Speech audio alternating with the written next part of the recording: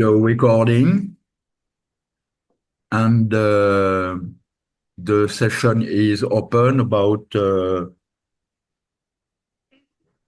planetary nebulae and related objects. As you have seen, we have scheduled with Steve a series, in fact, of talks, one every month until June 2025. And I hope that they will be appreciated at the level of the two first session. So I give the screen to Steve, and we begin. Can take the screen, Steve. Okay. First, let me say hi. Um, I'm thrilled that you're back, and I hope these are useful. As usual, please don't hesitate about interrupting, making comments, asking questions, uh, the equivalent of digital rocks, whatever. Okay, that I want to keep this as informal as possible. So the idea that Francois and I have had is that we kind of go through the sorts of things that you'll be able to do with small telescopes, but also it has nothing just to do with the contribution that you can make to the pro-am collaborations that are developing around the world. This is nonsense. The thing that really matters is what can you learn from for yourselves, and what kinds of observations, what kinds of physics do you have access to that'll give you some insight into the way the world works. So the specific reason for choosing the topics is because aside from them being standard astrophysical type objects and accessible to the kinds of instruments you have, they also show a range of physical processes that in many ways are very similar. So when you've looked at one or gotten familiar with the behavior of one of these classes, you can begin seeing the connections between things and start analyzing these things for yourself. So in talking about accretion disks, for example, the principal issue was, how does a medium respond to the release of energy by some kind of infall, by gravitational effects? If you've got material that's orbiting, how does it organize itself, and what kinds of spectra would you expect to see? Irrespective of where the material comes from. In talking about novae, it was, you have an explosion, you have a time-dependent medium that's being irradiated, it's going off into, in general, a vacuum. So what happens when you have an expanding medium? How does that respond to the radiation? What would you expect as the development of the spectrum? And the idea today is to begin putting those together, because in fact, planetary nebulae have many things in common with novae, many things in common with, if not accretion disks, then at least accretion physics. And they're also extremely important because they display things, they display spectra in a density and temperature regime that we don't have access to on Earth.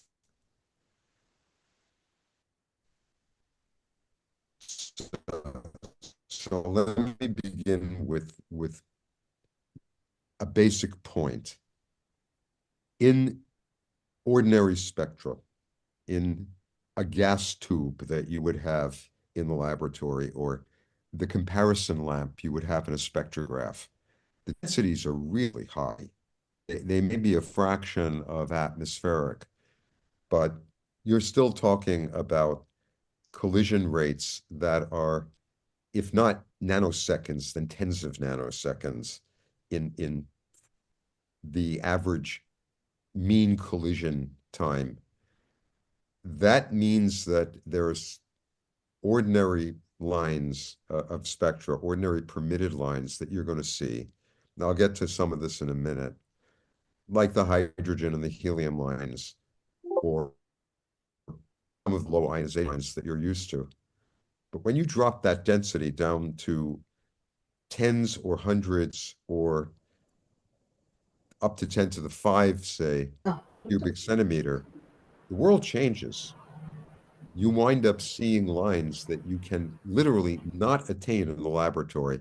We're talking, just for comparison, if you take atmospheric densities and you drop them down to the level of an H2 region or a planetary nebula, which are sort of the two extremes, you wind up with a difference of 15 orders of magnitude in the density. There isn't a chance in hell that you're going to see that in the laboratory, no matter what the temperature is. So since many of these levels that we're going to be talking about, many of the energy levels of ions permit lines that are dipole transitions, but also give rise to lines that are what are called forbidden lines. That is, lines that are very sensitive to density and temperature. The use of planetary nebulae, as opposed to novae, has been to serve as a kind of laboratory. One of the groups that was responsible for the initial work on the meaning of planetary nebulae, that is, what are they as gaseous objects, started out in Caltech in the 1920s, classifying atomic levels. This was in the early days of quantum mechanics. And it was realized that when you look at these nebulae, you're seeing lines that you would predict would be there because you could see that you could get from one energy level to another. But the remarkable thing was, in the laboratory, you didn't see them. And yet, when you looked at these diffuse regions, you saw them. You saw the lines that you were predicting, even though you couldn't get them otherwise. And that's why they were originally called forbidden. Most important example of this is the set of lines that we now know to be doubly ionized oxygen. The lines in the green that are at 4959 and 5007. This doublet was already discovered by Huggins in some of the earliest observations in the 1860s. They were in all of these planetary-like nebulae. That is, little round blobs that in telescopes that were typical of the 19th century looked vaguely like planets. In fact, the other thing that one should remember, planets have color when you look at them visually. One of the things that was characteristic of the later 19th century, when the telescopes got better and they were more achromatic, was that looking at planetaries, they had color. They vaguely looked like Neptune or Uranus. They were resolved, they were typically small. There was no obvious structure in most of them, except for some of the nearer ones like the Ring Nebula. But it was very clear that they weren't diffuse, okay? That the brightest ones, and this turns out to be an artifact because you see the brightest ones because they're small. They have a high surface brightness. The better resolved they are, and the better resolved the structure is, the less well you're going to see it if you're just looking at it. You're going to see only the region in the center. So when Huggins first turned the spectrograph on a couple of these planetaries, something very strange showed up. There were these lines that had no business being there. Nobody knew what they were. These lines in the green, but they were always there, but only in these objects. And so these lines became known as Nebulium, and the name has stuck. They're still referred to as Nebulium lines. You may get a feeling that this actually repeats history, because virtually at the same time, when Lockyer was studying the sun, he argued that the lines at 5876, which were next to the sodium line, the so-called D3 line, was a line found in the sun, which became known as helium. Okay? So astronomical sources were already being used to discover what were thought to be elements elsewhere that you couldn't find on Earth. The breakthrough came in the 1920s, I think first with a comment by Henry Norris Russell, who you all know from the Hertzsprung-Russell diagram. He was also, in fact, he was always first a spectroscopist.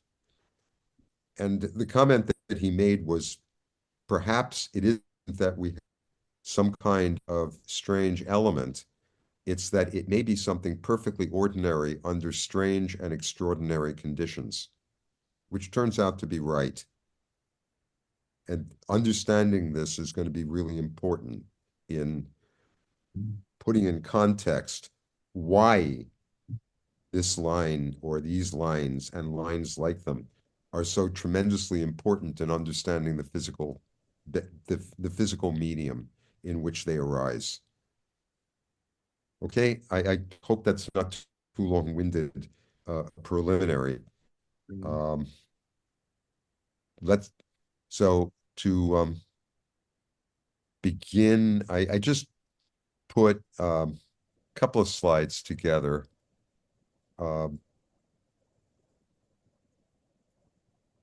So this should be on a screen share, like I have to find it.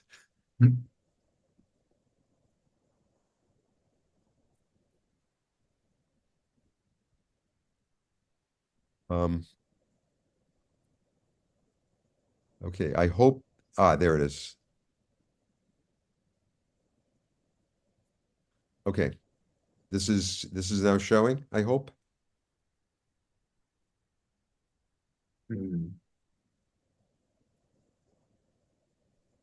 I couldn't think of a better title, but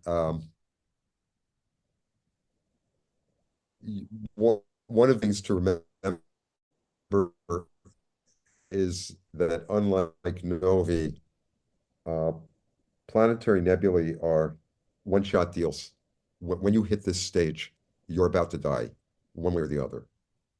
It's not something that's a recurrent phenomenon.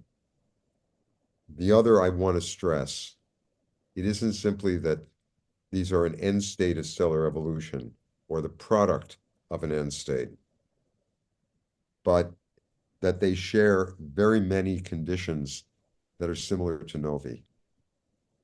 So the two of them actually, and actually a third class, which is for many of you a favorite, certainly for Francois, the symbiotic stars, that when we're talking about planetary nebulae, please just think low density, highly ionized regions that could be anything except that they're not exploding. So the contrast here is going to be between planetary nebulae and late stages and H2 regions and early stages, and that otherwise they're basically the same. So to start with, since this was another one of the requests at the beginning, I should explain that there's a stage in evolution for fairly massive stars. Fairly massive meaning more than like 5 or so solar masses, where in the course of evolution, the interior has gone through a series of nuclear reactions that are just the result of the temperature continually rising. I hope I'll be permitted a digression here because there's something I'd like to explain. So let me go to a different window for a moment. Uh, so I hope, yes.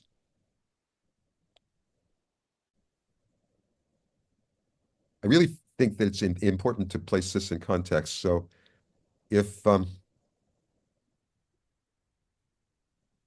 provided, of course, I can place it, there it is. Okay, so you're seeing the screen now? Should be a whiteboard.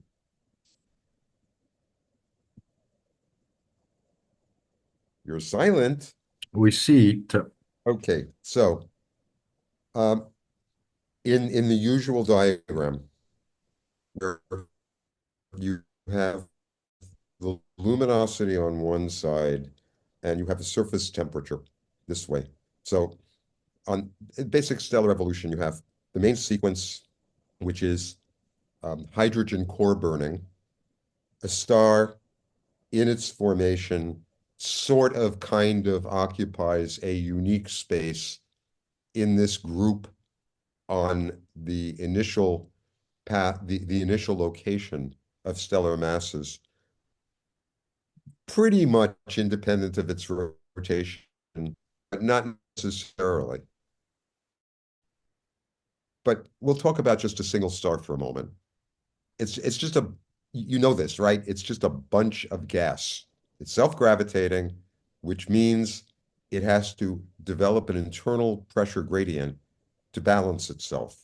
So when the star is forming, ultimately, it's going to compress and continue to compress because it ultimately loses energy since it has a surface and the outside world is pretty empty until it finally reaches temperature and density in the core where a nuclear reaction can begin. At that point, there's a new energy source, the core heats up, and anytime you heat something up, it can expand. So the core expands, it begins this process of converting hydrogen to helium. And so you build up in the interior an initial region in the massive stars whose composition is essentially different than the rest of the star. And the reason for that is that the actual nuclear processing, and this is burning of hydrogen to helium by going through elements of carbon, nitrogen, and oxygen. This is in fact, the original nuclear network that was suggested by Beta in the 1930s. This is a very temperature-sensitive reaction. It's because of the charge of the nucleus that's involved, because the first step is taking a carbon nucleus and slamming a proton into it. And the result of that, which is nitrogen-13, has as its reaction a charged reaction. And so you have to force, with a temperature that's high enough, you have to force the proton to get close enough to the nucleus that it actually gets captured. And that means that the temperature sensitivity of this reaction is so great that the actual energy release is virtually in the core of the star, not in an extended region as in the sun. And when you have a very concentrated energy release, you have to have a very high temperature gradient between the interior and the surface. And that's exactly what causes convection.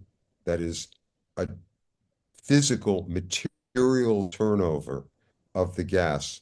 It's sort of analogous to boiling. I'm to not meaning to be insulting, that convection is one of the most difficult physical processes astrophysicists have to face because it involves mass transport in circulation. It's turbulent, exactly as you would have in boiling water, and yet it's not boiling. It's buoyancy. You have a continuous range of changes in density. And the reason you have that is because in this core, the energy release is in a region that's only a fraction of the size of the convecting zone. And this stuff mixes. So you get the conversion of hydrogen to helium, but the core is then churning and mixing that new helium. The result is you have in this star, not like the sun, where it's more gradual, literally a boundary between the part that's been processed and the part that has yet to be processed.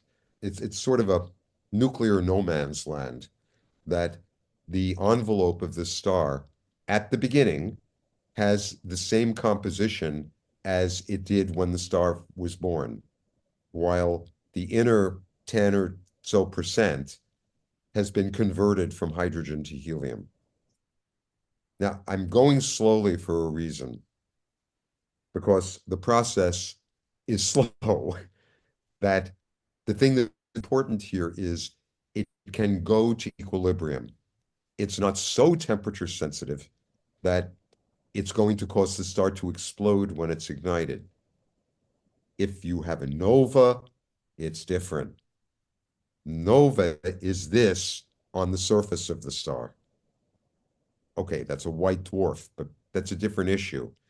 The point being the nuclear reactions that give rise to a nova or to a symbiotic nova is the same reaction network that's powering the massive stars. The difference being that here you have the whole bloody star on top of you. And so this nuclear reaction is confined to the interior, and the star can reach an equilibrium. So there's a certain carbon, nitrogen, oxygen ratio that's built up. This is very important. So if this isn't clear, please let me know. The next stage is that the core is losing energy to the background. That is, the energy is diffusing through the envelope. Remember that outside of a star, there is nothing, okay? Space is big and empty, and as an old cartoon. This movie covers 70 days of Jupiter's cloud movements, photographed by NASA's Cassini spacecraft. It shows. Gulp. I have no idea where that one came from, but okay, so what you have to remember is that because the outside world is empty, ultimately all stars are going to evolve. They have no choice because they're, no matter what energy they produce, ultimately they're going to lose that energy. That means they're also changing their composition, and this continual flow of energy is also going to mean that the core, which is the region from which the energy is being released, is going to be changing differently than the envelope does.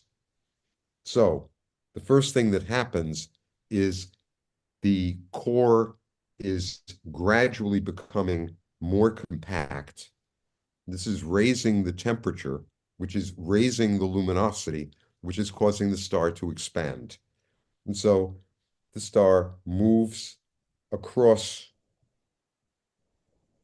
the HR diagram going toward the higher radius. So these are lines of increasing radius.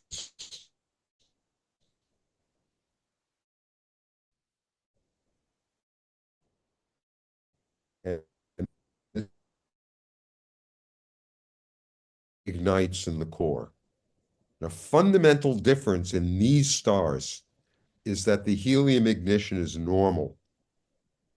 It looks basically like the hydrogen ignition.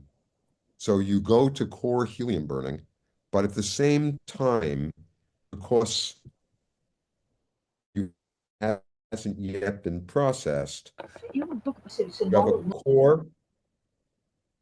Sorry? Okay. The core becomes processed to carbon, and around the core, the temperature can get high enough that you can have CNO. So you have a shell that's burning around a central core. And this is one of the things you're using. That shell also produces a zone above it and within it that's convective. And because it's convective, it can pulsate.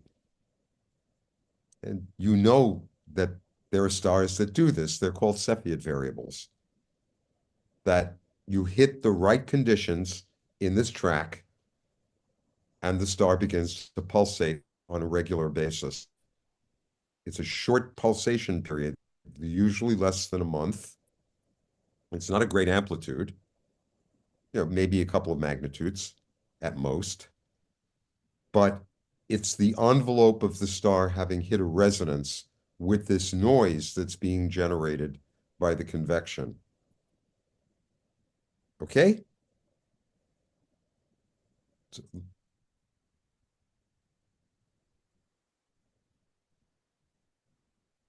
I do hope this is making sense. So now to go to the next step, there's in this track a point very cool and very luminous. So luminosities that are greater than about 1,000 solar luminosities and a surface temperature that is of order, say, 3,000 Kelvin. In other words, stars like Betelgeuse that in these, when you look at what's going on in the interior, the helium core may in fact have been converted entirely to carbon, and then the carbon turns off. But around that, you may have two shells, one of which is helium burning, and the other one of which is hydrogen burning. And this double shell source, which happens in the interior, is releasing so much energy that the stellar radius has expanded to something like 100 solar radii. This is many times larger than its main sequence counterpart. Okay? This is the asymptotic giant branch. The reason it's called that is an absolutely insipid thing about the HR diagram, that this track looks like it's literally asymptotic to the giant branch track of lower mass stars. Okay? So when you say AGB, what you really mean is a highly evolved massive star of, we'll say, of order 10 solar masses that hits the stage in which it is unstable burning by more than one process, that you have shell burning, Now, the thing that's important about this stage for setting up planetary nebulae and for setting up virtually everything about massive stellar winds is that the star is both luminous and cool. That means in a normal single star, there may be enough density out at distances sufficiently far from the center that you can begin forming dust. That and €1 will buy you a coffee. And if you don't have that, €1 will still do. Meaning, humorously, we have clues about why dust forms under these conditions, but we can't duplicate them in the laboratory yet. Again, the densities are very low. We're talking about very extreme environments. The only thing we know is that the dust is there because you see the infrared emission. And in fact, many of these stars have so much dust surrounding them in their winds that they actually are shrouded, that you can't see the central star. You only see this extreme dust. Now, what's happening in this stage, because you've got these two zones that are interacting with each other, they're thermally coupled. They're in the same envelope. In fact, the easiest way to imagine this is take two candles, one of which is much, much brighter than the other, and have them burning one on top of the other. And imagine what's happening to those flames, that the convection in the air that's connecting those two would have to close to simulate an AGB, but the flickering that you get, that is one driving the other in a nonlinear way. That's exactly what's happening in the core here, that one of the shells may hiccup.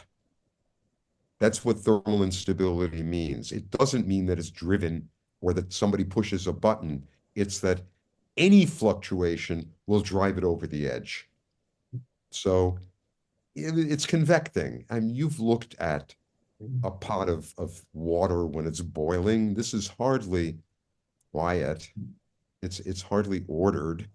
So the individual cells can interpenetrate. You have temperature fluctuations through this whole region. And those can organize because it's a statistical thing. So if one of them happens to trigger, the shell can start pulsating. And in that case, the nuclear reactions, because they are so sensitive to temperature, that a change of 1% can change the luminosity by a factor of 40 if you change the temperature by 1%. In the case of in the case of helium burning, if you're changing by 1%, you make it an order of magnitude change in the CNO. But the point is these two are coupled to each other, and the material is then circulating. So what you get is a pulse which causes the whole envelope to become convective. It mixes stuff from one zone to another, and then it turns off.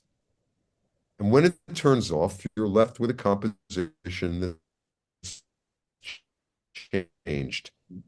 Material from the inside has been brought up, literally vomited up into the envelope, and then the convection zone moves backward. That is, it turns quiet again. And so this happens on timescales of thousands of years. And that's because this is in the envelope of the star, and the timescale for temperature changes, the thermal timescale, is of order a few thousand years for a star of like 10 solar masses at this stage. that's just to give you some round numbers. But the main point is that these zones that I'm pointing to here,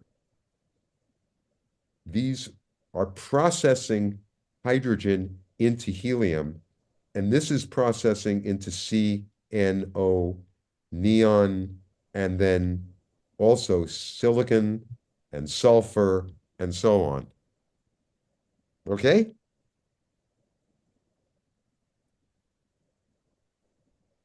When one of when one of these begins convecting, it's now mixing that stuff into the next zone, which is then expanding outward. And later, when they contract, this stuff has been polluted. Okay? The thing that happens, the important thing, is that among the pollutants, it isn't simply normal, stable nuclei. That is, 14 and oxygen 16 would be the principles. These are very tight pairs. That is, they're even, so the neutrons and the protons are strongly bound. But in addition to that, you also have C13. The reason for that is if you take carbon and slam a proton into it, it goes into nitrogen 13, which beta decays to carbon 13. This would then have a proton slam into it, and it would go to nitrogen 14. Okay? This is everybody's normal favorite nuclear reaction. But if the reaction here isn't in equilibrium, if you interrupt this by this mixing, you're going to build carbon 13. Okay? Carbon 13 has one difference from carbon 12. It's called a neutron. And so if the temperature is high enough, that carbon 13 can serve as a source for neutrons. You can get a reaction that will kick the neutron out and give you, in this case, another isotope. Okay? But you'll have free neutrons. That's important because neutrons can be absorbed by all barrier. This is the key to understanding the AGB. This is the most important point. This is called the S process, slow neutron capture. It's not that the neutrons are particularly slow. It's that you can get reactions, liberate the neutrons, and once you have those thermal neutrons free, you are doing in a fission weapon. You're taking free neutrons and streaming them into whatever target happens to be there. And those targets are all of the metals. So you can build up from iron into strontium and osmium and zirconium.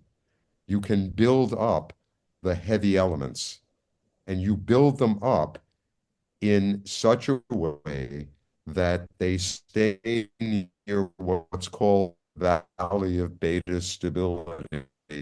That is, they have roughly the same numbers of protons and neutrons.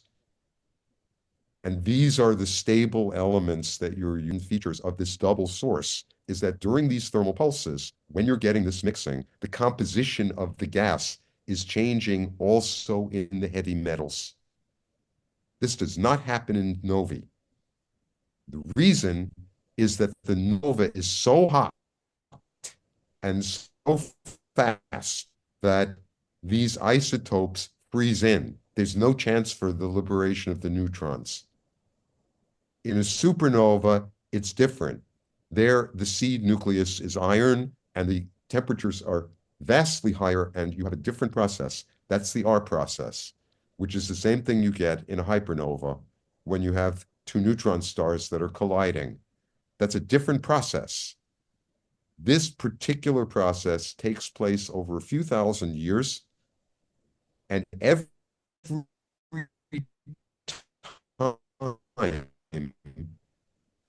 this shell expands, the garbage that was generated boosted up into elerium, samarium, dysprosium. Okay? The so-called rare earths are the elements that are built up by neutron capture, which means you have a nucleus, you capture a neutron, the neutron decays, and you get the next element up in charge, and then you absorb another neutron, and you keep going until you hit one of these beta decays. So you build up all of the isotopes of, say, lanthanum and all of the isotopes of cerium and so on, okay, until the next capture of a neutron element decays.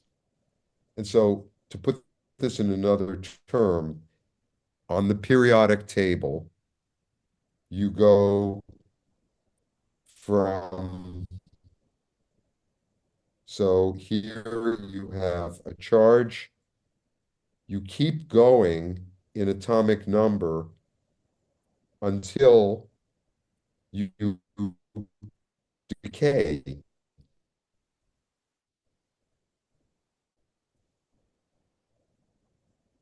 And so you just kind of zigzag your way up the periodic table. That's the cooking of these elements that are then spewed out into the medium. And now we can finally get to why planetary nebulae are so damned important. Steve, can I ask a question before you go on? Oh, please, yes. So regarding yes. the convection transporting this material upward and outward away from the core, is there also, though, a descending leg that is transporting cooler material back down to the core? And does that that analogy would work if it were more ordered? Okay, so what you're seeing is something that's turbulent and happening at all scales and over many cooling or heating in the zone. It's a question of very, very local phenomena. And that's what's driving the turbulence in the first place. So yes, you are dredging material up. In fact, this is referred to as dredge up. And that is also dredging downward this other material. But you've got two things happening here. In fact, it's analogous to what you've got in a lake or a pool. Actually, if I do this in a pool, it's going to be very antisocial. I'm going to be uncivil for a minute. If you're in a pool and you have to relieve yourself, you're injecting warm water with a different composition into a background, right? That's a bad example. The best example is if you're in the ocean, you sometimes have, when you're going through uh, uh, not too turbulent a medium, if you have a nice quiet sea, you'll have regions that are cold and seem fresh and regions that are warm and seem salty. This is referred to as salt fingers or a double diffusive instability. You see this in wine also, the formation of fingers. It's partly driven by the difference in the molecular weight. the problem that you have to face when you're thinking of this being mixed down is that it's actually lighter. It may be slightly cooler than the core, but it also has a different composition. So you do get mixing.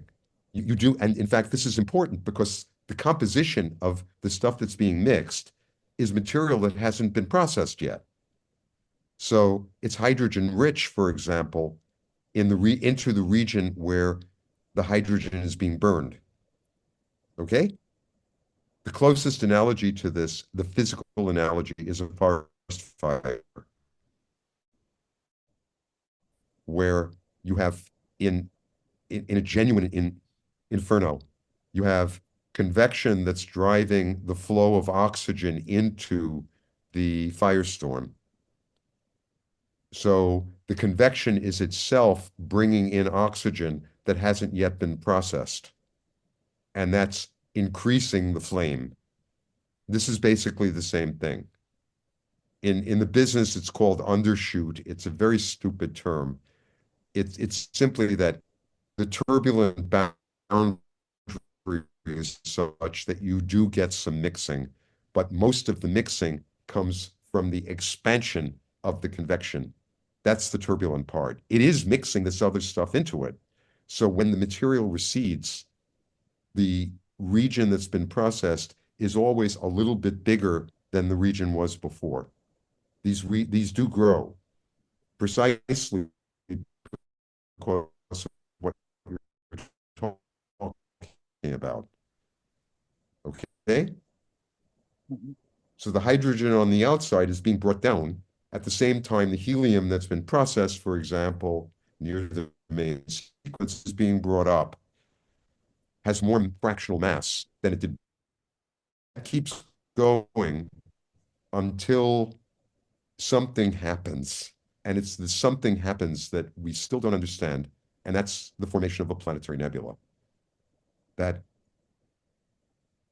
many years ago, when the world was younger and so were all of us, the picture that we had was that at this extreme stage, the luminosity is so high and the dust is so prevalent in the envelope that you literally have radiation pressure blowing on the dust. You get here dust grains that have absorption of photons, and because of conservation of momentum, every photon that's absorbed gives this thing a little bit of a kick. That the radiation is coming up from below, so the transfer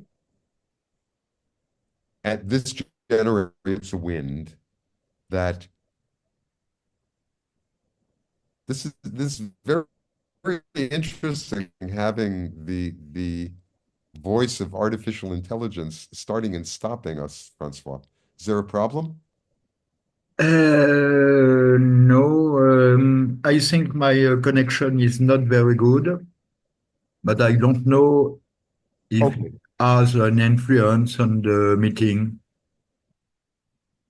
No, okay, so to continue then, uh, this radiation pressure, which is really just the transport of the energy in the photons to dust particles that are a couple of microns in size and that have grown in this environment of this very dense extended envelope. In principle, if the luminosity is high enough, can actually accelerate the material away from the star and generate a very massive wind. And since the star is pulsing, so it goes through luminosity glitches that look like this, where the time scale here is like 1,000 years, and this amplitude may be a few magnitudes.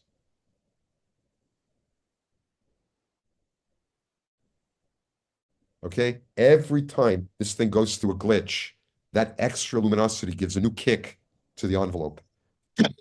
So you get a period during which you're accelerating mass away, and then the envelope relaxes and it stops. And so one of the predictions of this picture is that, excuse me, you'd have a central object, and then you'd have a set of shells around it. Okay? And those shells would be expanding away, not at very high velocity. It's very important to remember that the objects you're looking at have surface gravities that are like 4 orders of magnitude lower than the main sequence. It doesn't take much to escape these. They have enormous radii.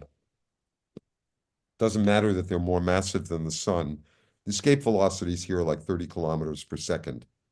It's almost like leaving the solar system. So, to continue, go to another page here. Steve, here I have a question about the slow neutron capture. I couldn't hear that. I was wondering if I could ask a question about the slow neutron capture.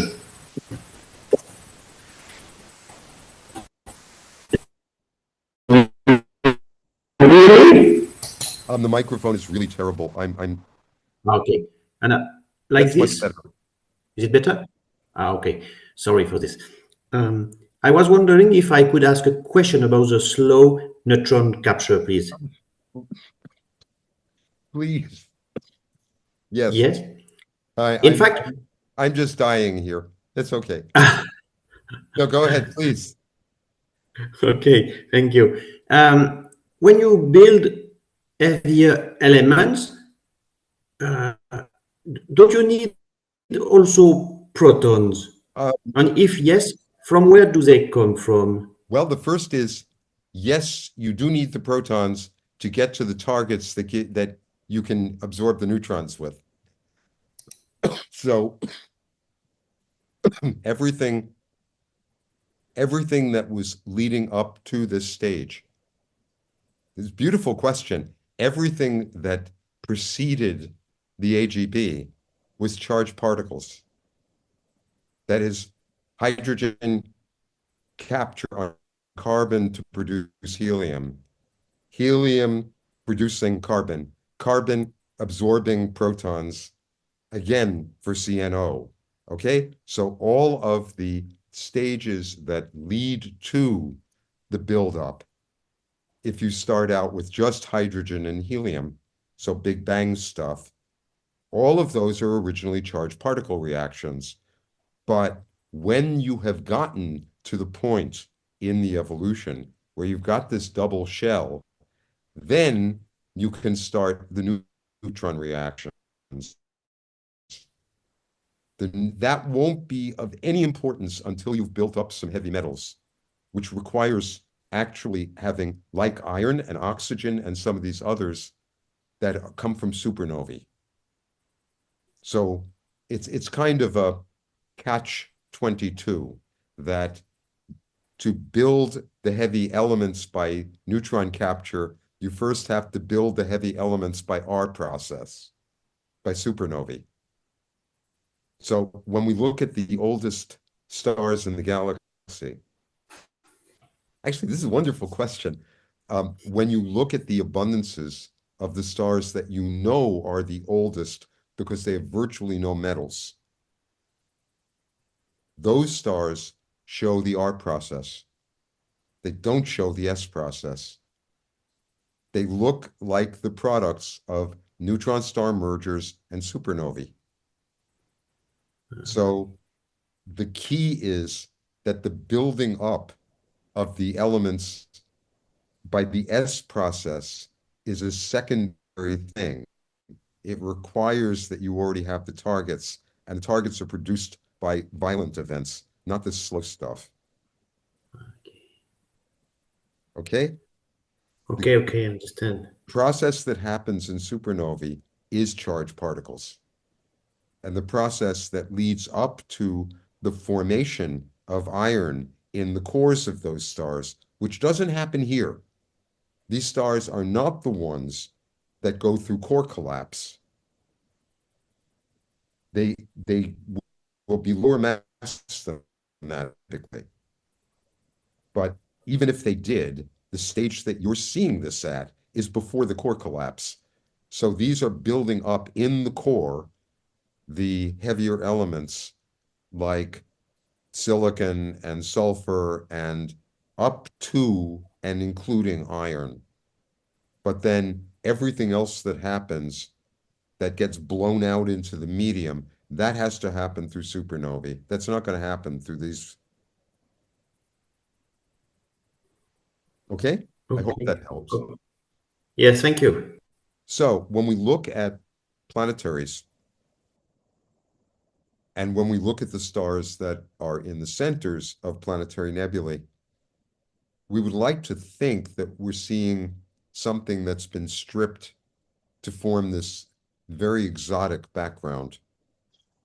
So to go back, so let me change the screen here. Um,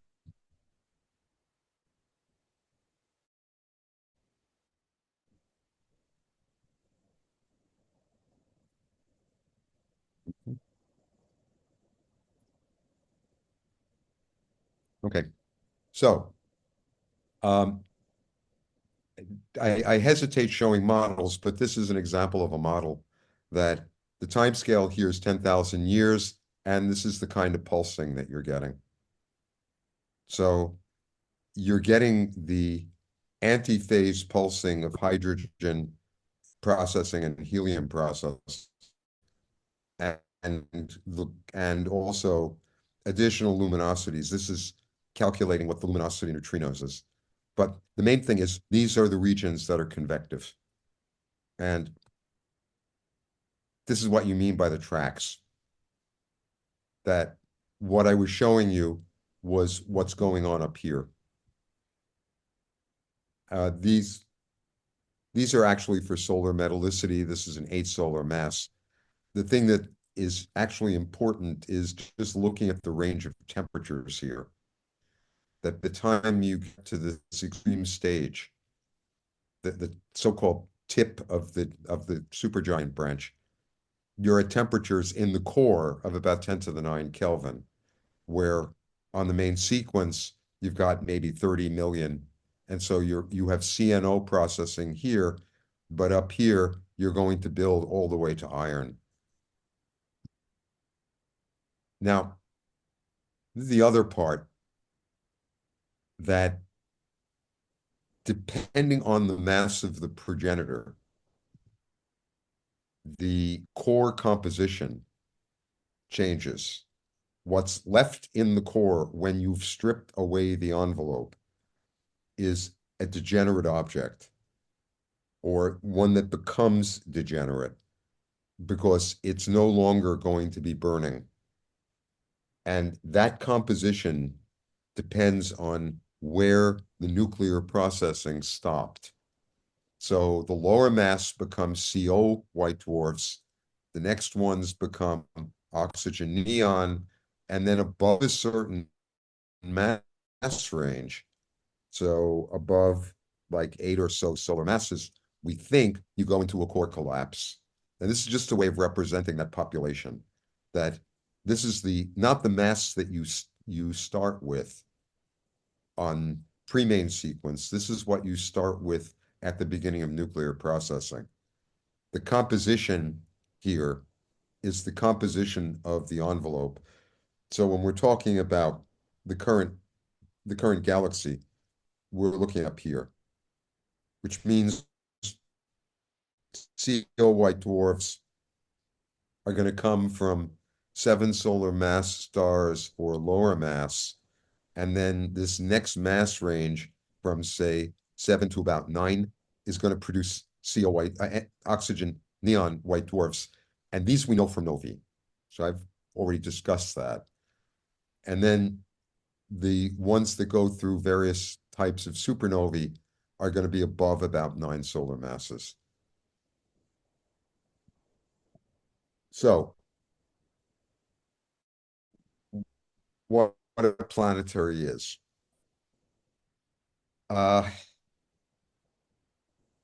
Easiest way of putting it is when you've stripped the core, it doesn't immediately cool.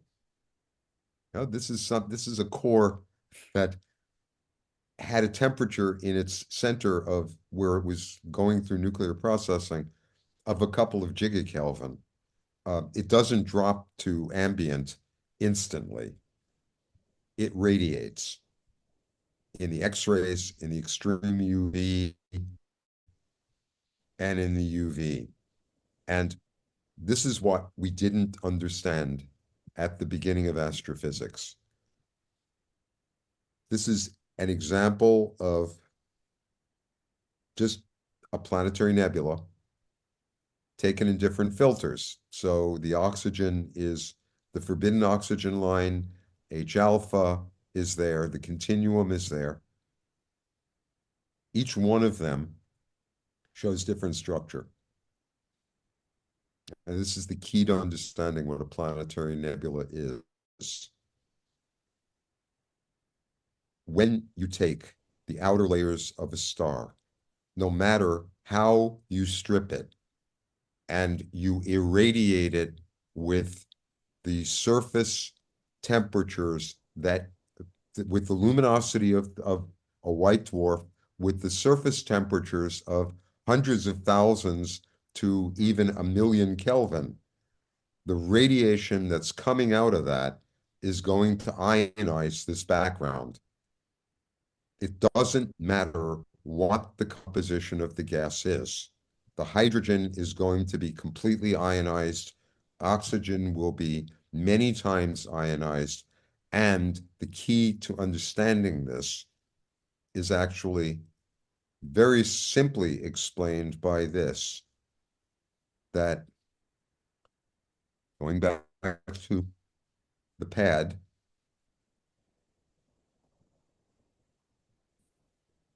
so I thought, excuse me.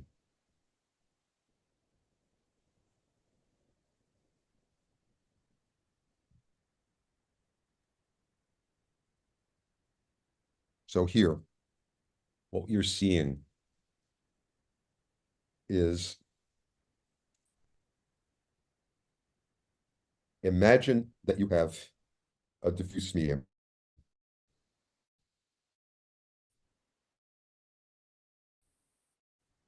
Which is just the wind, taut central object.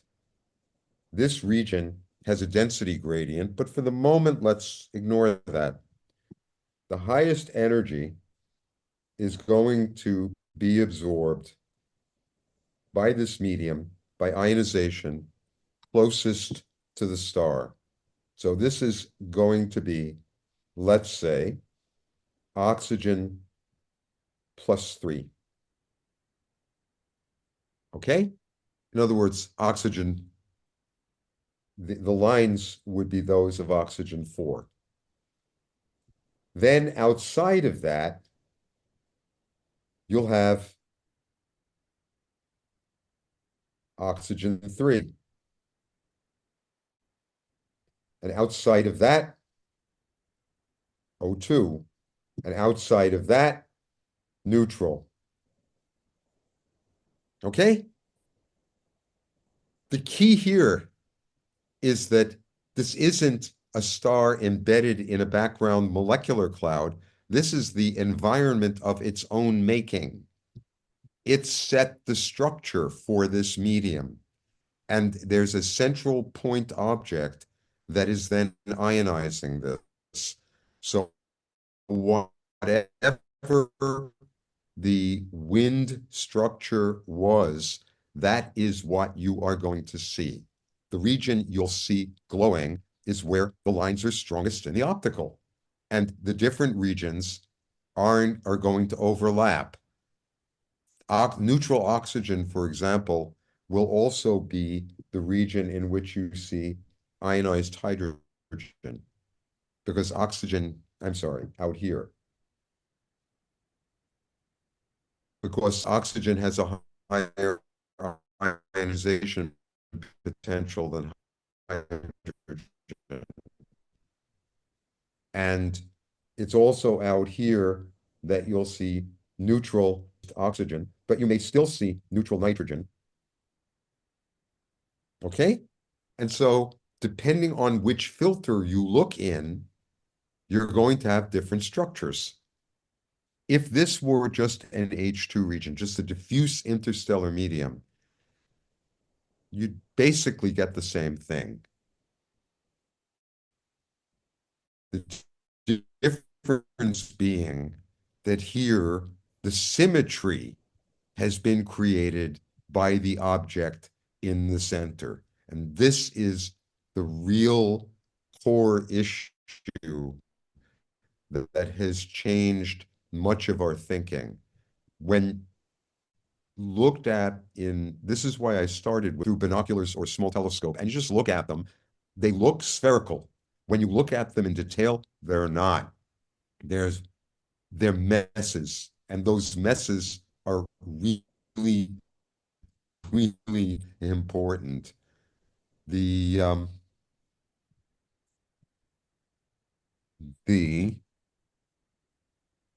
it is. Yeah.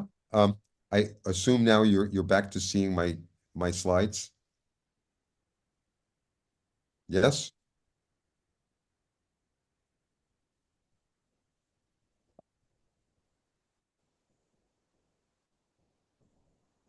Yes, we're seeing him, Steve. Okay. So you take a look at something like this, the ring. Yeah, it's a ring, elliptical, except when you really look carefully, you see all of this filamentary stuff that you see now because we have CCDs, but you didn't see these on photographs. And if you look even more carefully, you see that around the central object, which is here, there isn't simply this region that's been highly ionized and is dense. There's this other filamentary stuff that's important thing. Everything I was talking about here, all of this region that you do not see in these lines are there.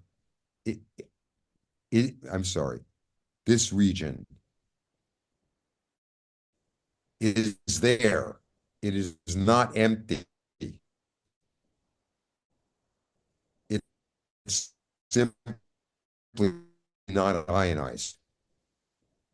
This, okay? That's what it looks like in the infrared. These are from like last year, the early observations with NIRCam and MIRI of M57. Again, you see how the ionization here is bounded. Some of this is dust. That is the relatively cold stuff at 5 to 20 microns. Some of this is actually continuum hot gas and lines. The colors are garbage. But the thing that's important is you see that there is structure here all through here, including here, a structure that is kind of like a disc, kind of like a band across the middle, something that might give you the impression that somewhere in here there was something rotating that might have structured this background in part by angular momentum. In other words, the same thing as an excretion disk or a decretion disk that we were talking about last time.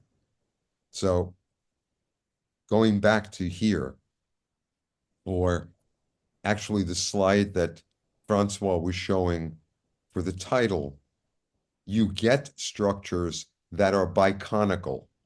You get structures that look like jets or that look like hourglasses.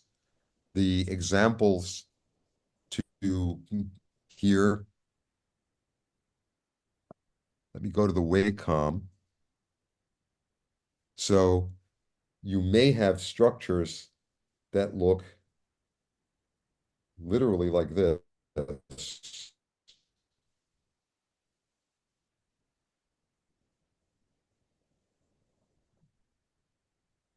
I mean, they can be really quite striking. Okay, you've seen these pictures. What you're seeing here is perhaps a wind that looks like this, where this stuff is all neutral, and this is the ionized gas. And sitting in here, there was something that was either rotating, or in some cases, we now know binaries, that one of the other processes that we'll be talking about later, if you can stand this, in a couple of weeks, oh, sorry, a couple of months, is that when you have the AGB, if you happen to be living with a companion, then instead of having, say, two stars that are just politely orbiting each other, one of these may literally expand to engulf the other. And the result of that is an in spiral, which can blow off the material. Okay? That's another possible scenario for the formation of these biconical structures, these things that look like they have here dense disks that were formed by this stripping into something that looks perhaps like this, where the material has been heated and blown out. And then this ionizes the interior. So here you get a glow, and here you get the infrared.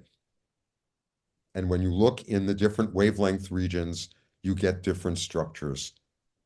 What, if you can't resolve this, you're going to see is that different lines are going to have different widths and different densities.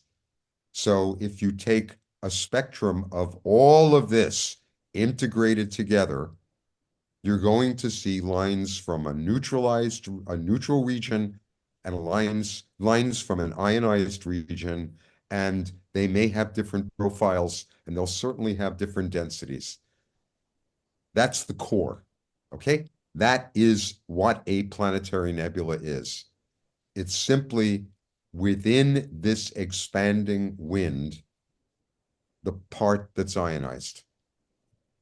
And the post-AGB star, the thing that's at the center, looks very much like a Wolf-Rayet star. That we know that the central object is not simply radiating, it also has an exceedingly strong stellar wind. We won't know that from the optical because it's too damned hot. The only lines that we're going to see are those accessible in the ultraviolet. And the actual observation of that wind wasn't until the early 90s when FUSE and IUE and the GHRS were turned on these planetaries. That's when you actually saw that the interior has lines here that show radial velocities of like 3,000 kilometers per second or even more, and they're P Cygni. So to show one other example, the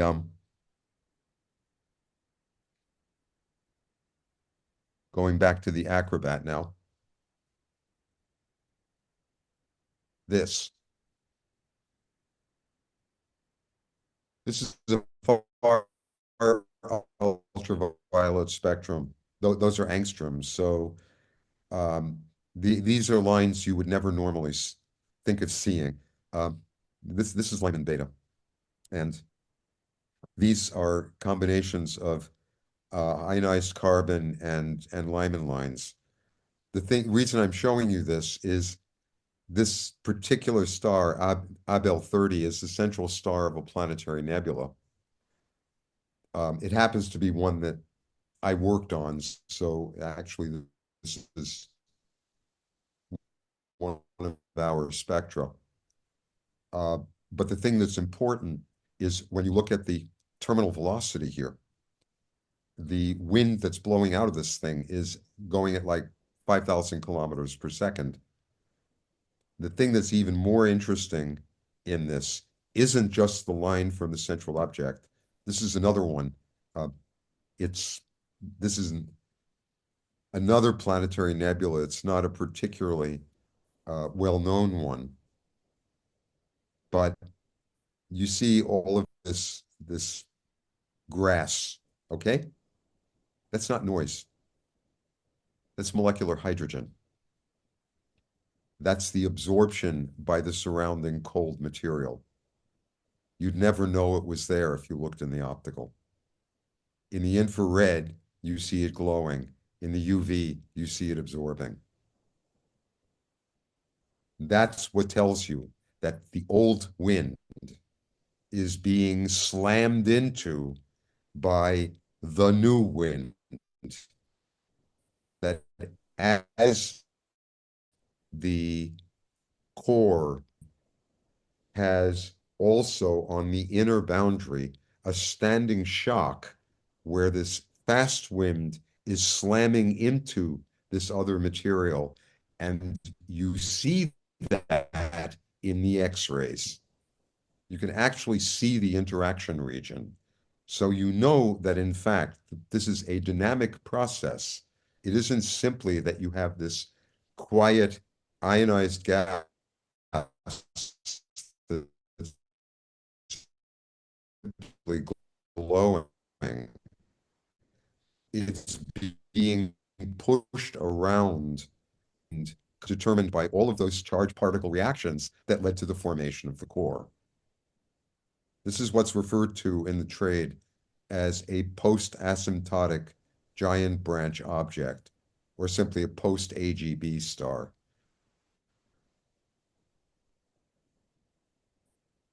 It's a pre-white dwarf. The temperature here is, I had to give it a temperature, is about 50,000 Kelvin. So it's more than enough to ionize the material that's surrounding it, and at the same time power this will be someday. It's not a star of normal composition. This star has an overabundance of carbon and oxygen, and consequently it's called a WC star, for Wolf-Rayet with a carbon-rich composition. This one also isn't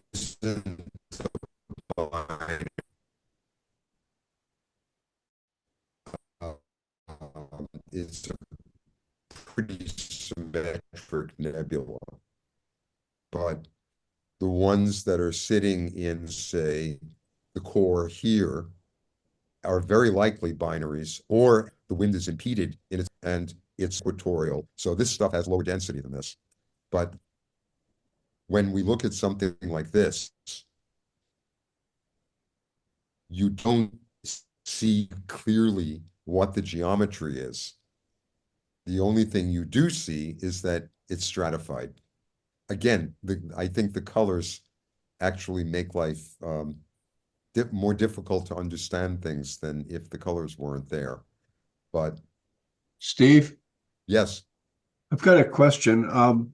Two questions. Those concentric rings that you see in the infrared, do they give an indication of the age of the star?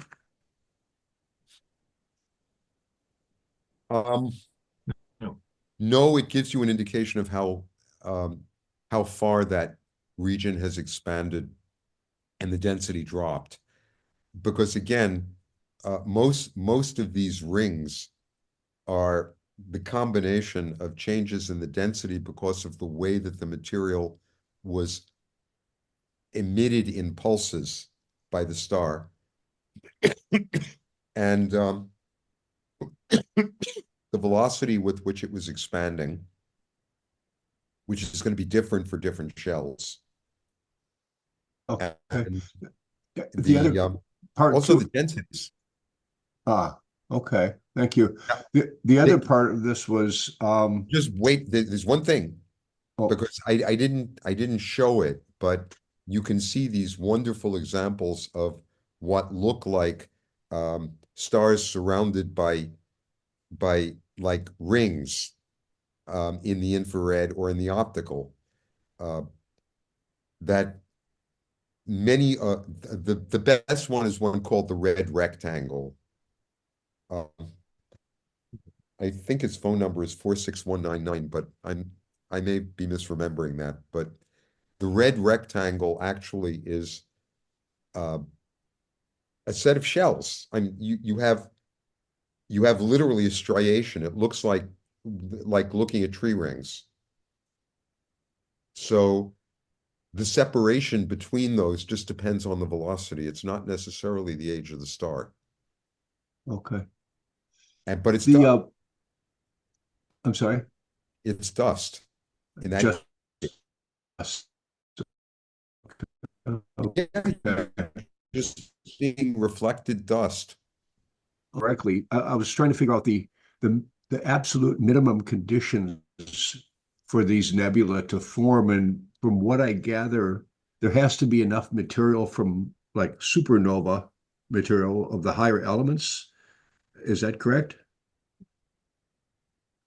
You just have to get enough luminosity to blow the stuff off. That's I mean, in effect, all you've got to do is remove. There are a lot of, it's one I've never addressed before. It's not so much how you do it as the fact that the stuff is there. It doesn't matter how you strip the core. The only thing you've got to do is get the material out there. The core will irradiate it. Once the density is low enough, it's going to ionize. See, what you're doing is taking it from being very compact around the core of the star. In other words,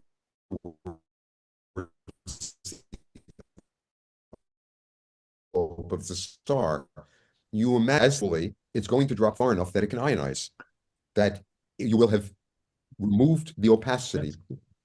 And the result is the UV, which would only be ionizing this very little inner part, begins ionizing all of this garbage that's out there. This extends way off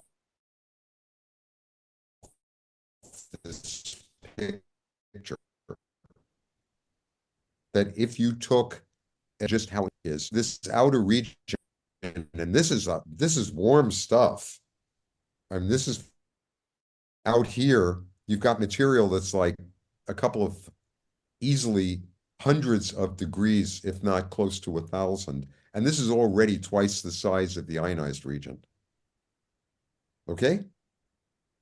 So it doesn't matter how it got out there. It's the fact that it got out there. In a nova, it would just be expanding so quickly that you wouldn't get the same effect. Here, you can actually reach an equilibrium where you get an ionization followed by a recombination. So this is actually an ionized region in the sense of, say, an H2 region around an ordinary star. But if Thanks. the key is getting the garbage out there, and that's why the shape is so tremendously important. if you have the classic textbook fairy tale of an isolated, non-rotating, non-magnetic single star, then the world is spheres, and Plato is happy, and everything is one-dimensional, and everything turns boring because it doesn't look anything like a planetary nebula. It just tells you what the run is of ionization, but it doesn't give you this, okay? This is telling you you have a very dynamical process. It has to have rotation involved. And remember that rotation and orbit are basically the same thing. That if you send material out of a binary system, it carries angular momentum. So some of it is going to be confined to the plane of the binary that is like a sprinkler. And the rest of it is going to blow off the plane because it doesn't have to transport angular momentum. So you're always going to get this hourglass shape. It doesn't matter how you got the stuff out there. It can be the merger and stripping of the envelope by a common envelope with a companion. It can be from very rapid rotation in a star that's very massive, or it can be both. That's one of the reasons, perhaps that is the reason, why no two planetaries look alike. They have essentially the same ionization stratification, but when you look at them morphologically, they're really, really different. So, for example, the example that I was showing you, where, to go back to the slide here, so this one here, if you looked at that at, say, this angle, you'd see this.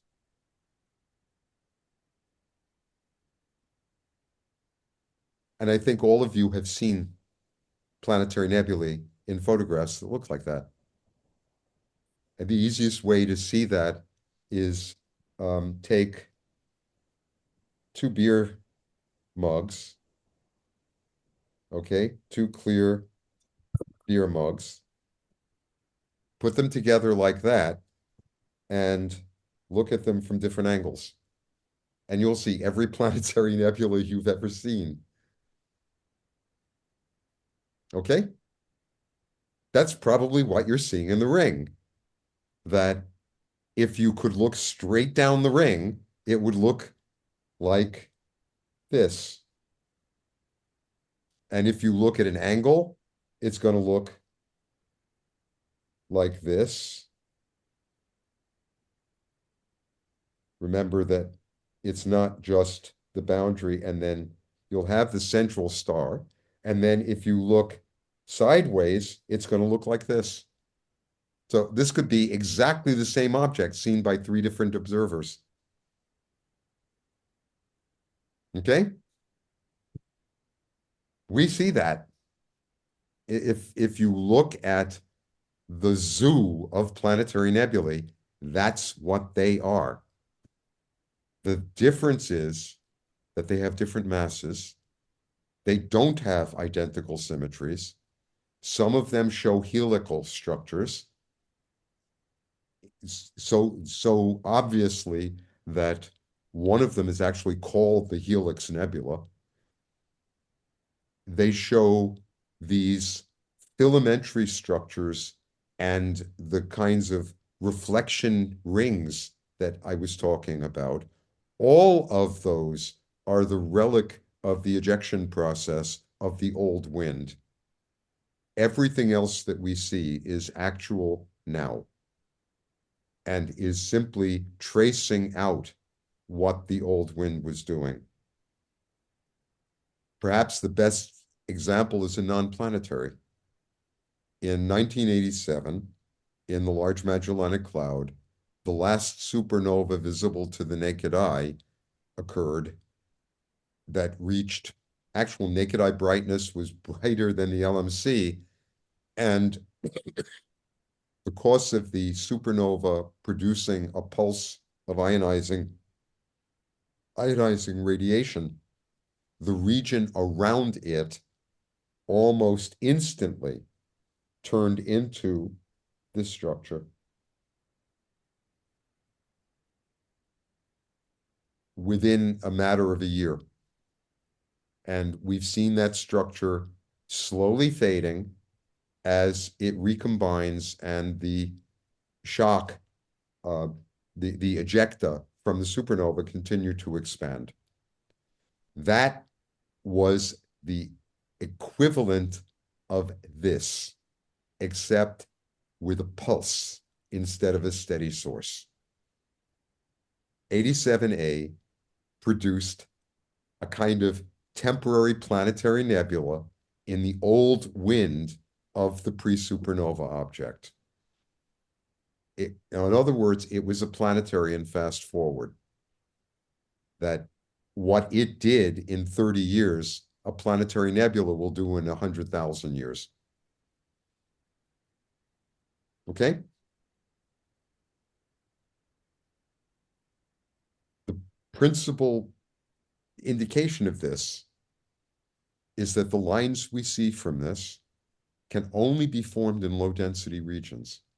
They're forbidden lines.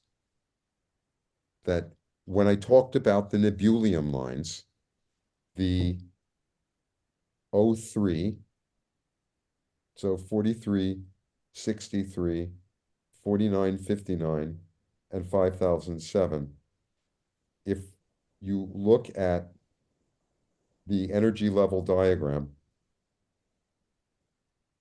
the 4363 is formed differently than the pair.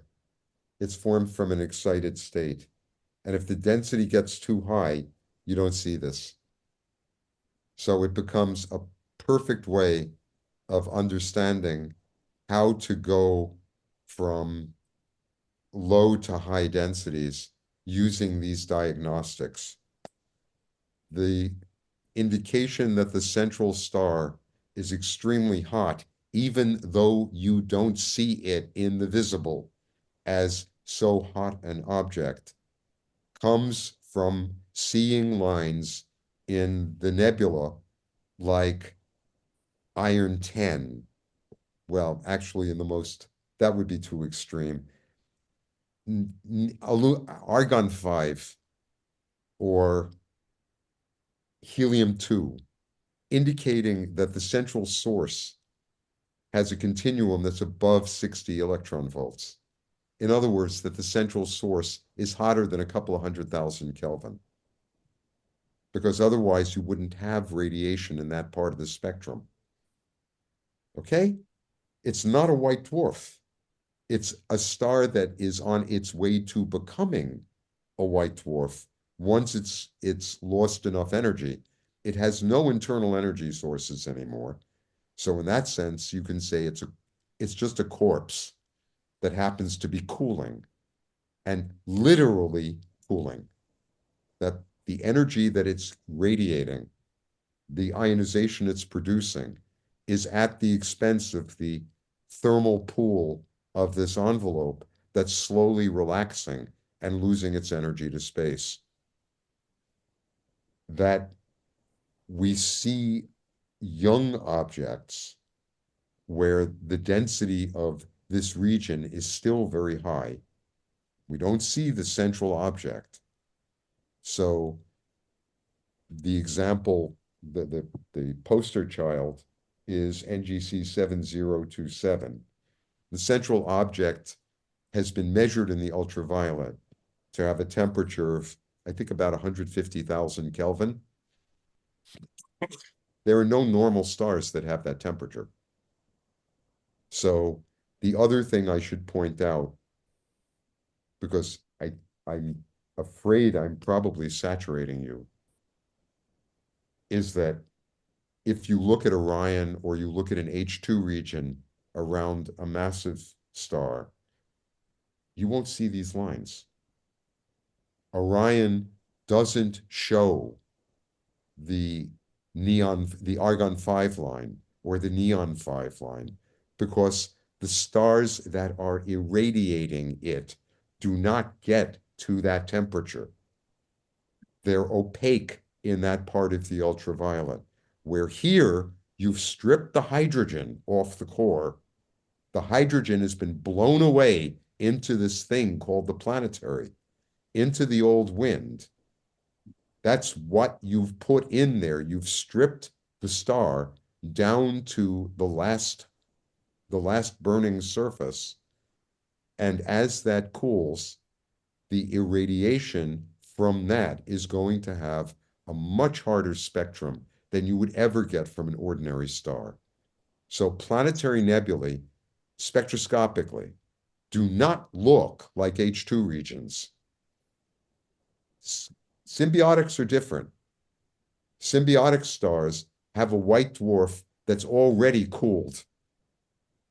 So there you're seeing the accretion disk, and that can actually mimic an ordinary star. So yes, you see very high ionization, but you can also sometimes see virtually none, where you get only a couple of ordinary emission lines of helium and hydrogen, maybe some carbon, but it doesn't look anything like an H2 region, and it sure as hell doesn't look anything like a planetary nebula. Okay? That's the last comment I'll make about this, because it'll lead into stuff we'll talk about later if you can tolerate this, is that a planetary nebula simulates very closely what you see in an active galactic nucleus like a quasar. That the emitted spectrum that you have from an accreting supermassive black hole is about the same spectrum as you get here. Very strong in the X-rays, very strong in the EUV, and very strong in the ultraviolet, in regions where star formation will not give you such a hard spectrum.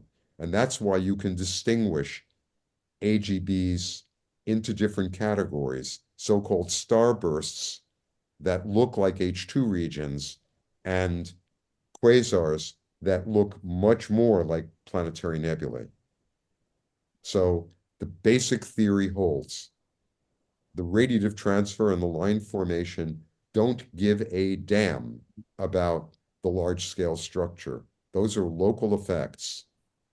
The origin of the structures that are delineated by the central object in its irradiation and its ionization, that's different. That here, where you have a disk and you have an outflow, that's, again, very much like what you get in an AGB. It's not what you get in cataclysmics. It is what you can get in a symbiotic. So in the hope that I haven't gone too far afield for you, the only other thing I'll point out is this, which I think is one of the most important slides I can possibly show you. This is the overall spectral distribution of NGC 7027, which, as I said, is everybody's poster child planetary nebula. You see the components. There's the planetary. There's the thermal emission, which is just continuum. These are the emission lines in the optical. This is the energy from the central object. And this is the dust. That's the old wind. So old wind, new wind, inner H2 region, and ionized gas from the new wind. That, in a nutshell, that is a planetary nebula.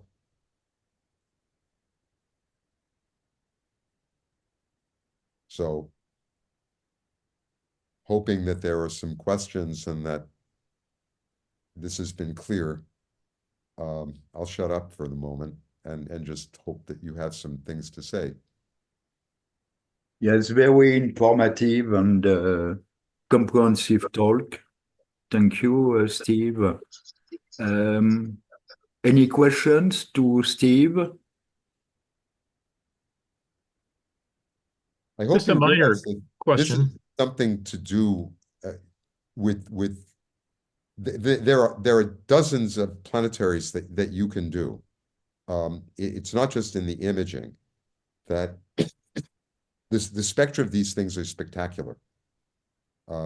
You'll never see anything like them, and you're literally seeing a laboratory in the sky. So I really have to urge you to just enjoy these things, because especially like NGC 7027 is in Cassiopeia. So it's ideally placed now. You should run out and take spectra of it. I'm sorry, there was a question? Yes. How much shift in the line wavelengths should we expect? It seems like it should be fairly small given Yeah, damn the small. shells. Yeah. Yeah, very small. Okay.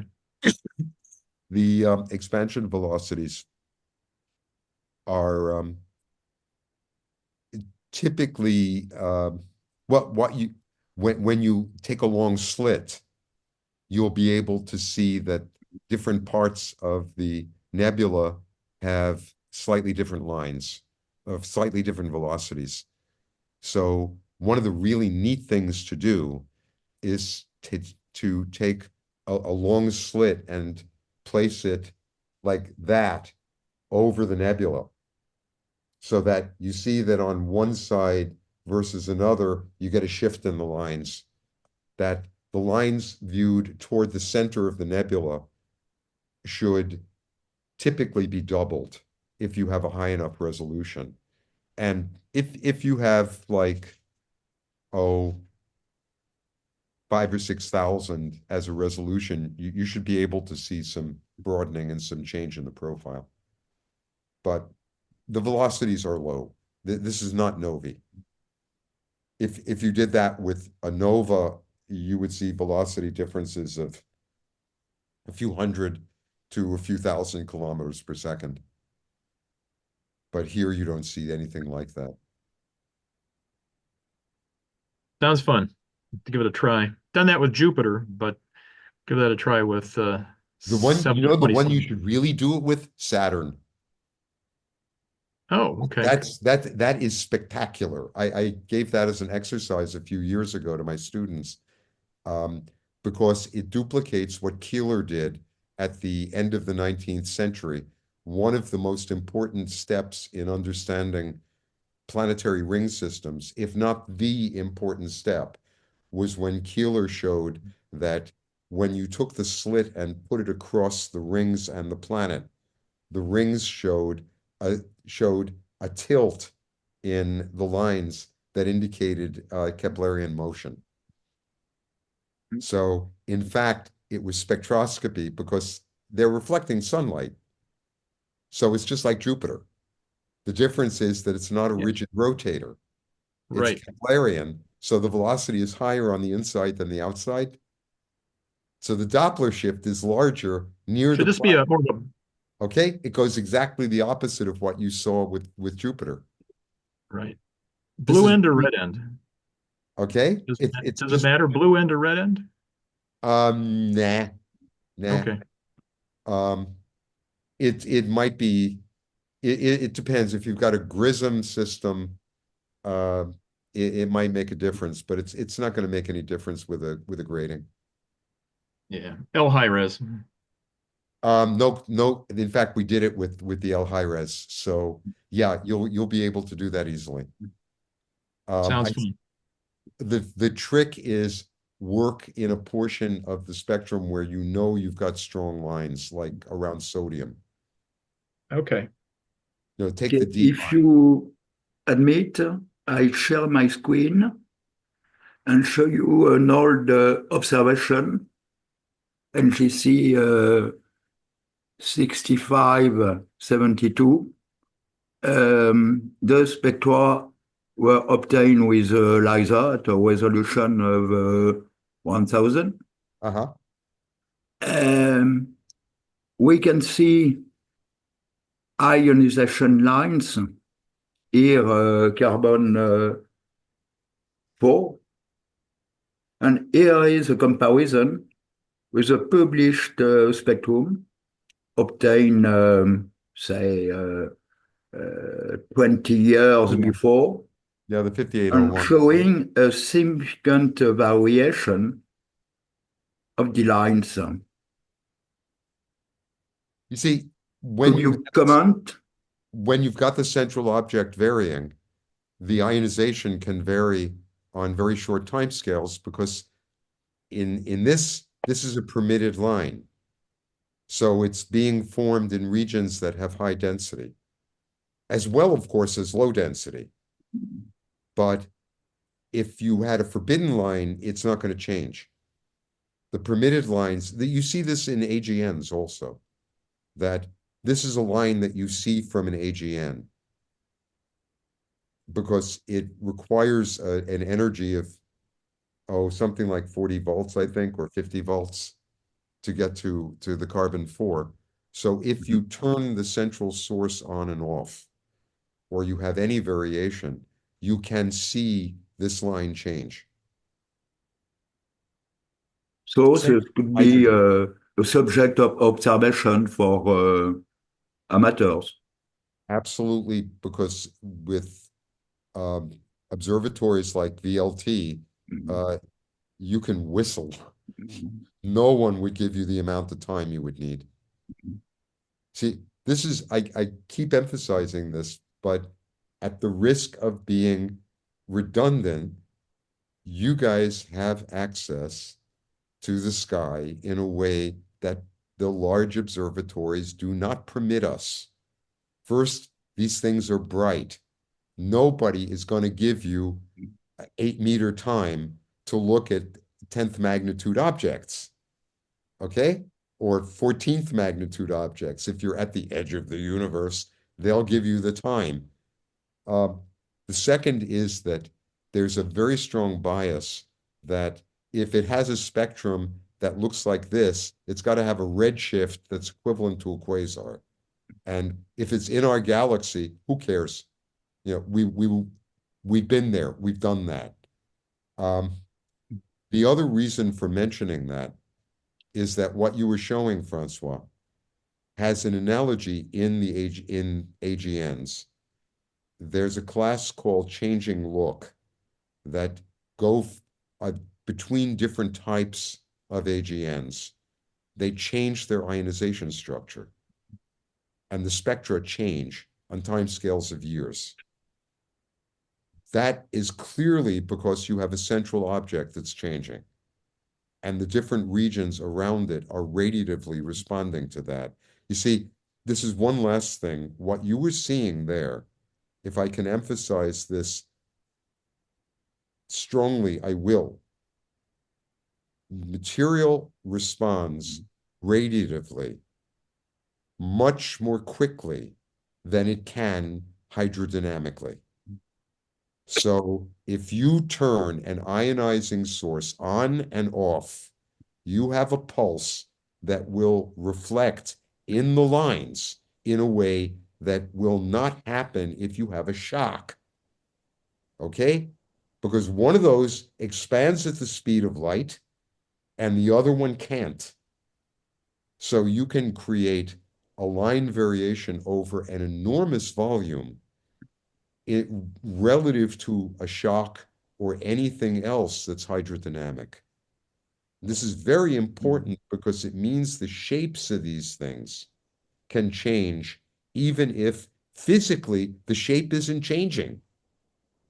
I think you know the light echo around the A38 Mon. It's the thing that looks like, as a friend of mine once said, something Hieronymus Bosch would have put in the sky. That light echo is expanding at the speed of light, but the region that it's illuminating is not. You all know this because you've seen searchlights as they've swept over clouds. If you have the circus or a used car dealer who puts a searchlight for publicity in their parking lot and it's sweeping over the clouds, you see the clouds and then you don't see the clouds. Okay? If you had lines, you could imagine that that light was ionizing the cloud. And so you would suddenly see the emission lines from the cloud. And then as soon as the illumination goes away, that disappears and another cloud appears. Okay? That has nothing to do with structural change. So we have both of those occurring here. The thing about planetaries is that the structural change occurs on timescales of thousands or tens of thousands of years, and the radiative changes can occur on orbital timescales. Same thing with novae. You see completely different structures in novae depending on how they're illuminated and what wavelength region you're looking in. Thank you. Any Listen, other questions, guys and girls?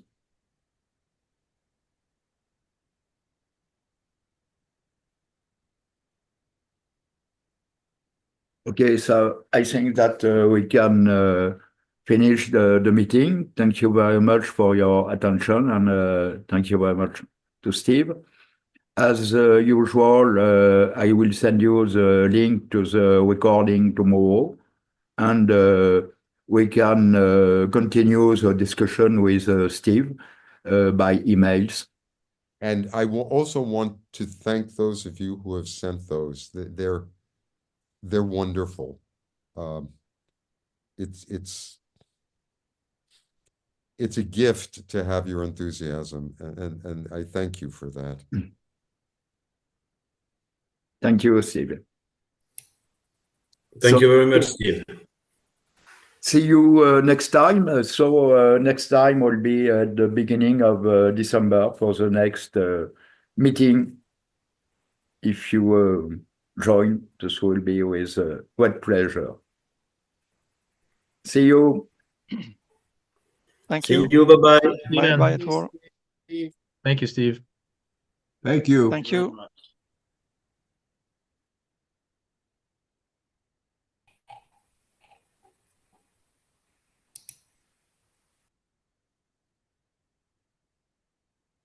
I'm so glad that the whiteboard worked. Yes, I think It I bought really, one. Following you, I bought one. It will arrive next Tuesday. oh, great, wonderful. Hey. They really are an amazing device. I think the best part of it is you're writing on real paper. That Yeah, you do agree. I have real trouble, or had, when you had the pads that you could only see on the screen, the way some of the original ones were. And there are some now that are getting, they're cheap, right? And they're actually sophisticated. Yeah, you agree. So I'm thrilled about that. Good. It was a very nice session, I think. Thank you. Really comprehensive, many informations, including the AJB state. And I think that many guys have discovered some things, because for most of them, I think they know Wild Giant, but they Yeah. don't distinguish the complex move in the HR diagram. Oh, Good. it's just I wonderful see to that Nadia is in the Ouais. Strange. Je vais l'admettre, mais bizarre.